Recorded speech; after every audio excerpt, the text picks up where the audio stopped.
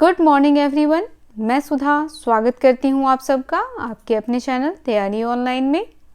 आज है 10 जनवरी 2021 और 10 जनवरी 2021 के सभी मोस्ट इम्पॉर्टेंट करेंट अफेयर्स को आज हम डिस्कस करेंगे और साथ ही जानेंगे इससे रिलेटेड इम्पॉर्टेंट पॉइंट्स। तो चलिए स्टार्ट करते हैं।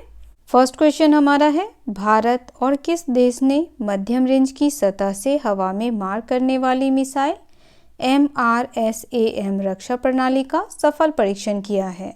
तो भारत और इजराइल ने मध्यम रेंज की सतह से हवा में मार करने वाली मिसाइल MRSAM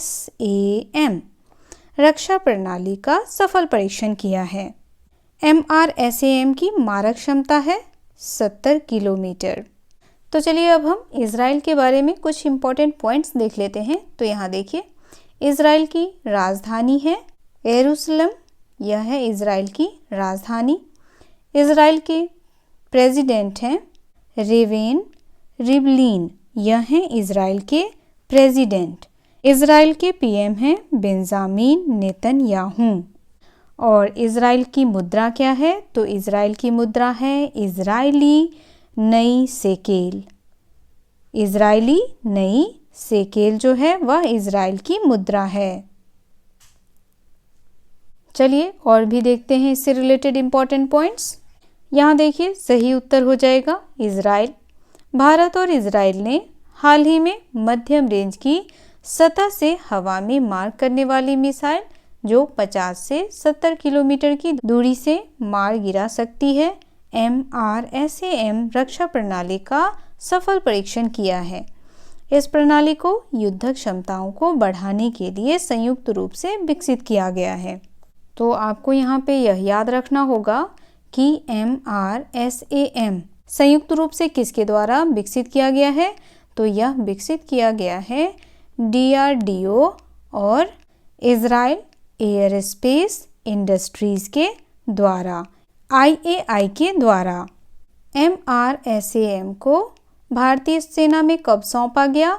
तो MRSAM को भारतीय सेना में अगस्त 2019 को ही सौंप दिया गया था। कब सौंप दिया गया था? तो वर्ष 2019 में ही इसे एयरफोर्स को सौंप दिया गया था। और MRSAM कार्यक्रम के लिए एक अनुबंध पर हस्ताक्षर भी किए गए थे। तो वह हस्ताक्षर कब किया गया था? तो वह हस्ताक्षर किया गया था फरवरी 2009 में। चलिए अब हम DRDO के बारे में जान लेते हैं। तो DRDO का फुल फॉर्म है defence research and development organisation. इसकी स्थापना कब हुई थी? तो इसकी स्थापना हुई थी 1958 में। DRDO का मुख्यालय है new Delhi. New Delhi DRDO का मुख्यालय है। और इसके अध्यक्ष कौन है? तो इसके अध्यक्ष हैं doctor G Satish Reddy. G Satish Reddy DRDO के अध्यक्ष हैं।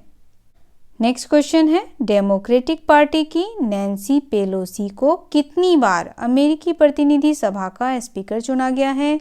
तो चौथी बार नैन्सी पेलोसी को अमेरिकी प्रतिनिधि का स्पीकर चुना गया है। नैन्सी पेलोसी जो है वह एक अमेरिकी डेमोक्रेटिक पार्टी की राजनीतिज्ञ हैं। 2019 में संयुक्त राज्य अमेरिका के प्रतिनिधि सभा के अध्यक्ष में नैन्सी पेलोसी को चुना गया था। और नैन्सी पेलोसी अध्यक्ष के रूप में सेवारत होने वाली अमेरिकी इतिहास की पहली महिला हैं। तो देखिए, सही उत्तर हो जाएगा चौथी बार। डेमोक्रेटिक पार्टी की नैन्सी पेलोसी को चौथी बार अमेरिकी प्रतिनिधि सभा का स्पीकर चुना गया। वे पहली बार 2007 में स्पीकर चुनी गई थी। नैन्सी पेलोसी इस पद के लिए चुने जाने वाली पहली महिला हैं। स्पीकर अमेरिकी सदन का राजनीतिक और संसदीय नेता होता है। आपको यह ध्यान रखना है कि स्पीकर जो है वह अमेरिकी सदन का राजनीतिक और संसदीय नेता होता है। तो नैन्सी पेलोसी जो है वह एक अमेरिकी डेमोक्रेटिक पार्टी की राजनीतिज्ञ हैं। अमेरिका की राजधानी है वाशिंगटन DC, यह है अमेरिका की राजधानी।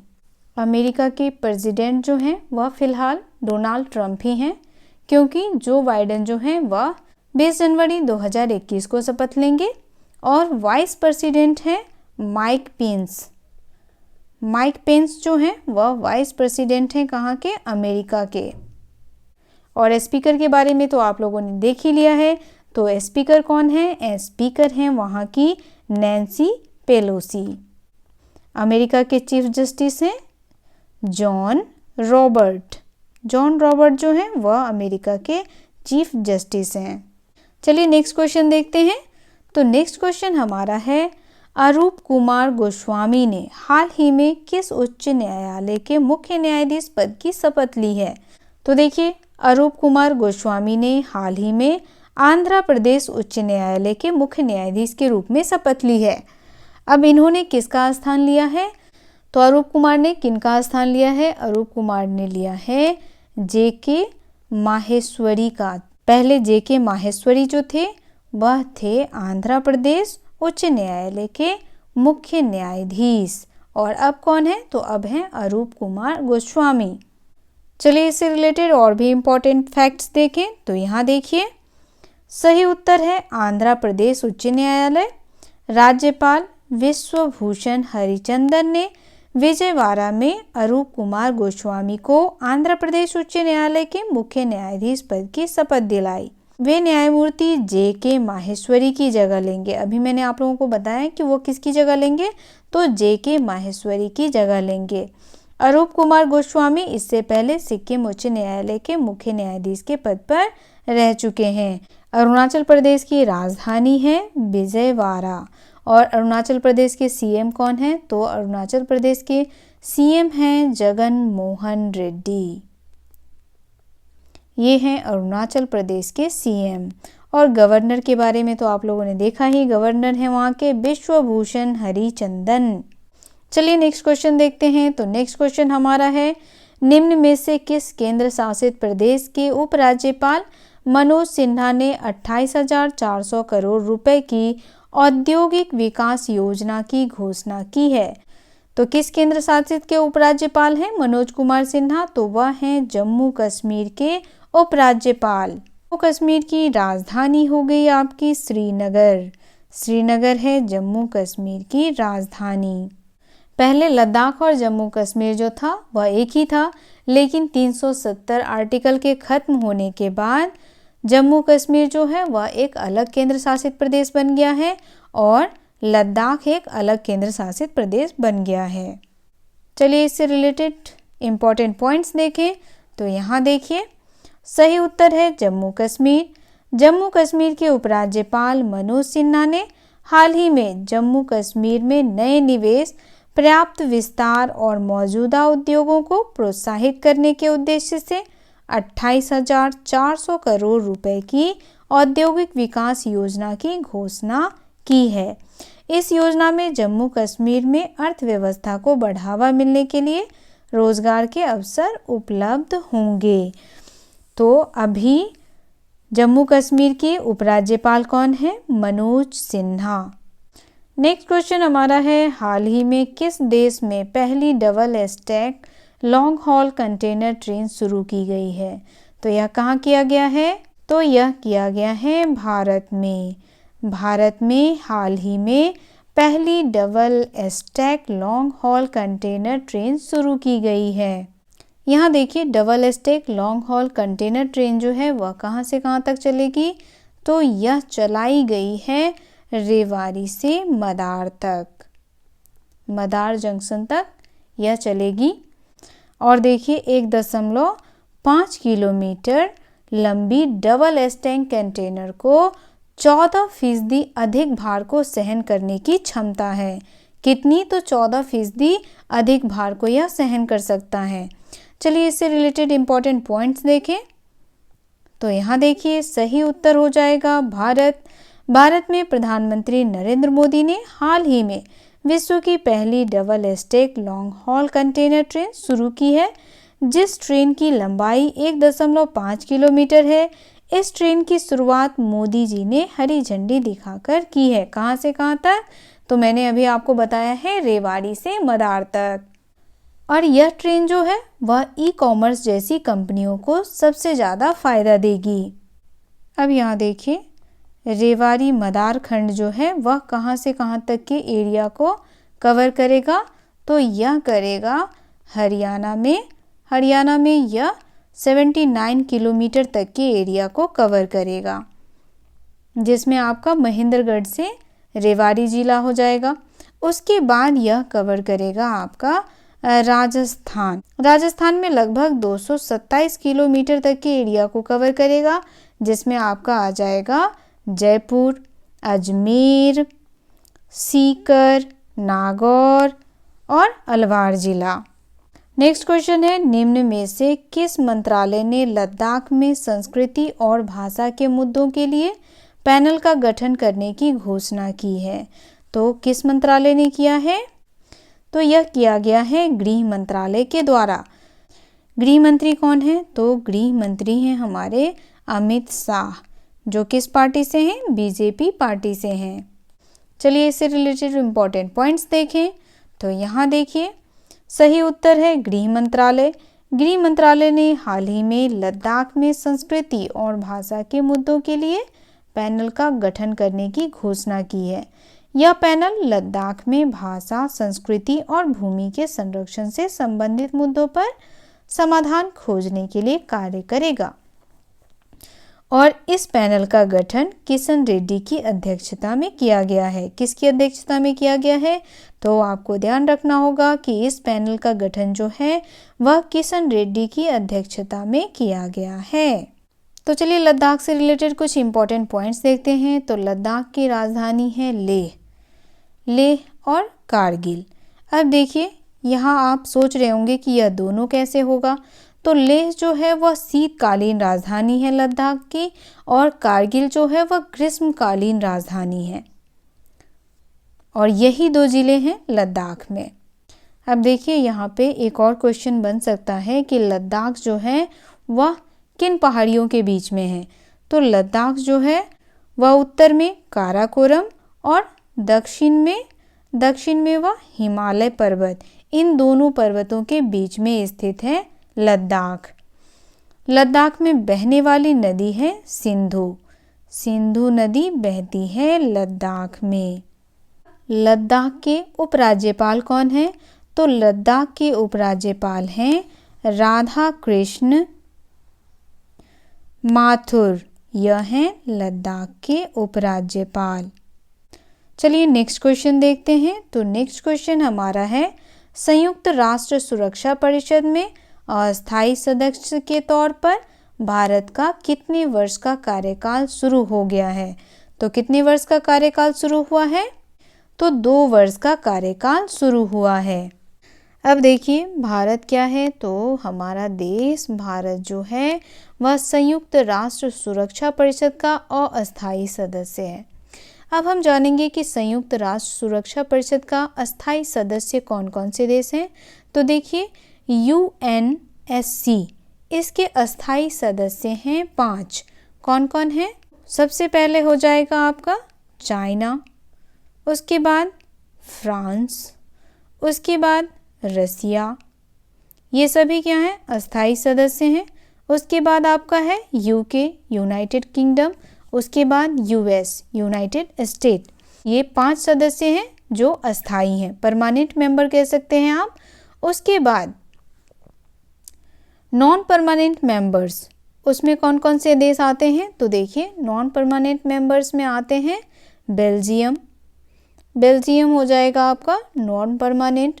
उसके बाद डेमोक्रेटिक रिपब्लिक, इसको हम शॉर्ट में DR लिख देते हैं। इसके बाद इस्टोनिया भी नॉन परमानेंट मेंबर है। इंडिया भी नॉन परमानेंट मेंबर है। जर्मनी, यह भी नॉन परमानेंट मेंबर है। इंडोनेशिया नॉन परमानेंट मेंबर है। Niger, Tunisia, Vietnam and saint Vincent, ये क्या हैं? ये सभी हैं अस्थायी सदस्य। किसके? तो UNSC के। UNSC के अस्थायी सदस्य 5 हैं, चाइना, फ्रांस, रसिया, UK और US। उसके बाद नीचे जितना नाम लिखा हुआ है ये सभी अस्थायी सदस्य हैं, जिसमें हमारा देश भारत भी आता है। अब देखिए यहाँ एक और क्वेश्चन बन सकता है कि संयुक्त राष्ट्र सुरक्षा परिषद के कुल सदस्यों की संख्या कितनी है। तो कुल सदस्य जो हैं इसमें 15 हैं, जिसमें 5 आपके हो गए अस्थायी सदस्य और 10 जो हैं वो हो गए अस्थायी सदस्य। चलिए अब इससे रिलेटेड इंपॉर्टेंट पॉइंट्स देखें। तो यहाँ देखिए सही उत्तर हो जाएगा 2 वर्ष। संयुक्त राष्ट्र सुरक्षा परिषद में अस्थायी सदस्य के तौर पर भारत का 2 वर्ष का कार्यकाल शुरू हो गया है। इस अवसर पर भारत के अस्थायी प्रतिनिधित्व TS त्रिमूर्ति ने UNSC में तिरंगा लगाया और समारोह में संक्षिप्त भाषण दिया। किसने दिया है, कौन कर रहा है प्रतिनिधित्व? तो भारत की ओर से प्रतिनिधित्व कर रहे हैं TS त्रिमूर्ति। यह आपको याद रखना होगा क्योंकि इससे रिलेटेड क्वेश्चन जो है वह बन सकता है। TS त्रिमूर्ति जो हैं वह अस्थायी प्रतिनिधि हैं UNSC के। चलिए अब हम UNSC का फुल फॉर्म भी देख लेते हैं कि UNSC का फुल फॉर्म क्या होता है। तो देखिए U it means United, N it means nation, security and C it means council. तो आप इसे कह सकते हैं United nation security council. UNSC का गठन कब हुआ यह भी जान लेते हैं। तो UNSC का गठन हुआ 1945 में। और इसका मुख्यालय कहाँ है? तो UNSC का मुख्यालय है न्यूयॉर्क। न्यूयॉर्क जो है वो UNSC का मुख्यालय है। नेक्स्ट क्वेश्चन है, हाल ही में किस बैंक ने भुगतान अवसंरचना विकास कोष योजना के संचालन की घोषणा की है? तो किस बैंक ने की है? भारतीय रिजर्व बैंक ने की है। किसने की है? RBI ने की है। RBI का गठन कब हुआ था? तो RBI का गठन हुआ था 1935 में। RBI का मुख्यालय कहाँ है? तो RBI का मुख्यालय जो है वह मुंबई में है। RBI के गवर्नर कौन है? तो RBI के गवर्नर हैं शक्तिकांत दास। शक्तिकांत दास जो हैं वह RBI के गवर्नर हैं। चलिए इससे रिलेटेड इंपॉर्टेंट पॉइंट्स देख लें। तो यहाँ देखिए सही उत्तर है भारतीय रिजर्व बैंक। भारतीय रिजर्व बैंक RBI ने हाल ही में भुगतान अवसंरचना विकास कोष पेमेंट इंफ्रास्ट्रक्चर डेवलपमेंट फंड योजना के द्वारा देश में point of sale POS infrastructure को बढ़ावा देने के लिए योजना के संचालन की घोषणा की है। पॉइंट ऑफ सेल POS को फिजिकल और डिजिटल दोनों मोड में बढ़ाया जाएगा। किन दोनों मोड में बढ़ाया जाएगा? तो देखिए इसको बढ़ाया जाएगा फिजिकल और डिजिटल मोड में बढ़ाया जाएगा। चलिए नेक्स्ट क्वेश्चन देखते हैं। तो नेक्स्ट क्वेश्चन हमारा है, हाल ही में किस राज्य ने धिया की लोहड़ी और बसेरा योजना लॉन्च किया? तो देखिए यह किया गया है पंजाब सरकार के द्वारा। पंजाब सरकार ने धिया दी लोहड़ी और बसेरा योजना लॉन्च किया है। अब देखिए धिया दी लोहड़ी है वह किसके लिए है? यह बालिकाओं के लिए लॉन्च किया गया है। किसके लिए? तो बालिकाओं के लिए लॉन्च किया गया है। यहाँ पर किसको बढ़ावा दिया जा रहा है? तो यहाँ पर बढ़ावा दिया जा रहा है बेटी बचाओ बेटी पढ़ाओ। बेटी बचाओ बेटी पढ़ाओ योजना को बढ़ावा दिया जा रहा है। चलिए इससे रिलेटेड इंपॉर्टेंट पॉइंट्स देखें। तो यहाँ देखिए सही आंसर है पंजाब। पंजाब के मुख्यमंत्री कैप्टन अमरिंदर सिंह ने राज्य के लिए कई कल्याणकारी योजनाओं की घोषणा की। उन्होंने धिया दी लोहड़ी कार्यक्रम के माध्यम से जनवरी माह को बालिकाओं को समर्पित किया है। उन्होंने हाई स्कूल और कॉलेजों की छात्राओं के लिए मुफ्त सैनिटरी पैड देने की घोषणा की है। इसके अलावा झुग्गी वासियों के लिए बसेरा योजना की भी घोषणा की है। तो देखिए सबसे पहले तो जो पंजाब के मुख्यमंत्री हैं कैप्टन अमरिंदर सिंह, वह लोगों को जागरूक करना चाहते हैं। किस लिए जागरूक करना चाहते हैं? बेटियों को पढ़ाने और उन्हें आगे बढ़ाने के लिए। और साथ ही इन्होंने एक और योजना शुरू की है बसेरा योजना। यह योजना किसके लिए शुरू किया गया है? तो यह योजना उन लोगों के लिए शुरू किया गया है जिनके पास अपना घर बार नहीं है, वह झुग्गियों में रहते हैं। वह उन्हें ज़मीन देंगे और वो वहाँ पे अपना घर बना करके रहेंगे। तो यह योजना जो है वह झुग्गी वासियों के लिए शुरू की गई है। किसके लिए शुरू की गई है? तो झुग्गी वासियों के लिए शुरू की गई है। नेक्स्ट क्वेश्चन हमारा है, भारतीय अमेरिकी डॉक्टर राज अय्यर को किस देश की सेना का पहला मुख्य सूचना अधिकारी नामित किया गया? तो देखिए यहाँ पर इसका आंसर हो जाएगा, डॉक्टर राज अय्यर को अमेरिका की सेना का पहला मुख्य सूचना अधिकारी नामित किया गया है। चलिए इससे रिलेटेड इंपॉर्टेंट पॉइंट्स देखें। तो यहाँ देखिए सही उत्तर हो जाएगा अमेरिका।